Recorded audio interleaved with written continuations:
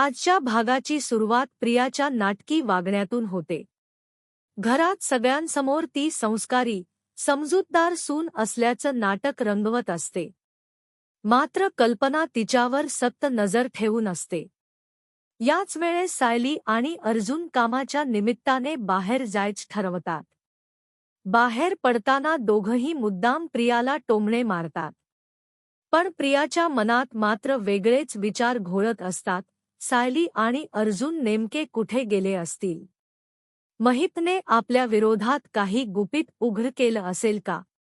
समोरच कल्पना बसलेली असल्यामुळे प्रियाला हालचालही करता येत नाही. दुसरीकडे सायली आणि अर्जुन थेट महिपच्या बंगल्याजवळ पोहोचतात.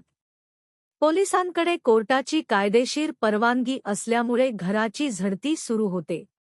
पोलीस सांगतात की थोड्या वेळापूर्वी अवघ्या काही सेकंदांसाठी सुमनचा फोन याच ठिकाणी ऑन झाला होता.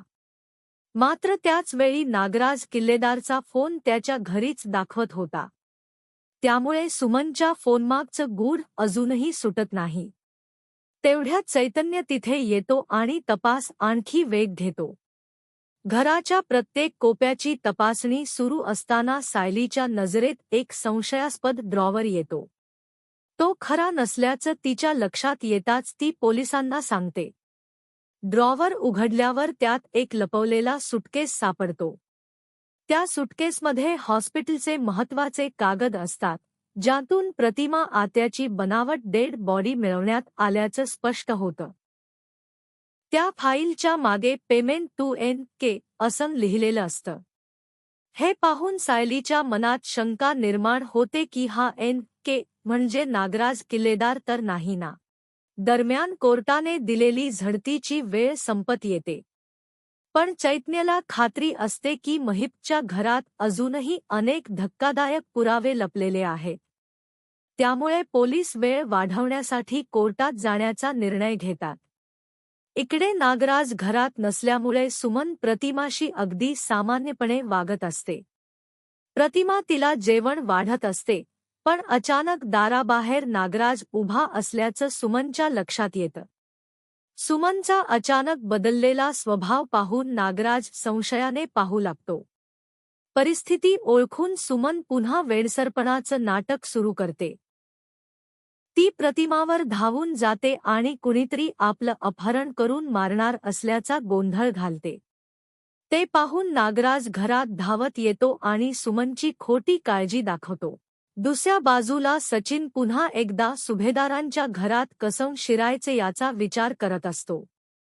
श्रीमंत घरची बायको असूनही आपण त्याचा फायदा घेत नाही, ही सल त्याला खात असते. साक्षीला तिच्या अण्णांची आठवण येते. त्यांना सोडवण्यासाठी कोणता वकील मदत करेल, याचा तिला पत्ता लागत नाही. ती क्षणभर प्रियाला फोन करायचा विचार करते. पण अण्णांनी दिलेला इशारा आठवून फोन ठेवून देते. नंतर साक्षी सचिनशी बोलायला जाते आणि गप्पांमध्ये लग्नाचा विषय निघतो. तेव्हा सचिन चलाखीने तिला थांबवतो. तुझे मामा आले की मगच लग्न करूया, असं तो सांगतो आणि आपल्याला पारंपरिक लग्न हवं असल्याचं सांगतो. पण साक्षीला माहीत असतं की तिचे अण्णा जेलमध्ये आहेत आणि त्यांचं येणं शक्य नाही. तरीही ती सचिनला सत्य सांगू शकत नाही. याच वेळी सचिन कॅनडाहून फोन आल्याचं नाटक करतो आणि बँकेत पैसे अडकले असल्याचं सांगतो. साक्षी त्याला मदतीचा हात देऊ पाहते. पण जेव्हा सचिन 5 लाख रुपयांची मागणी करतो, तेव्हा ती असहाय्य होते. एवढे पैसे आपल्याकडे नसल्याचं ती सांगते. साक्षीकडून अपेक्षित मदत मिळाल्यामुळे सचिनच्या डोक्यात अस्मिताचाच पर्याय उरतो. दरम्यान सायली आणि अर्जुन किल्लेदारांच्या घरी जायला निघतात. तेवढ्यात रविराजचा फोन येतो. तो सांगतो की सुमनची तब्येत खूपच बिघडत चालली आहे आणि डॉक्टर श्रद्धांकडे उपचार सुरू करण्याचा त्याचा विचार आहे.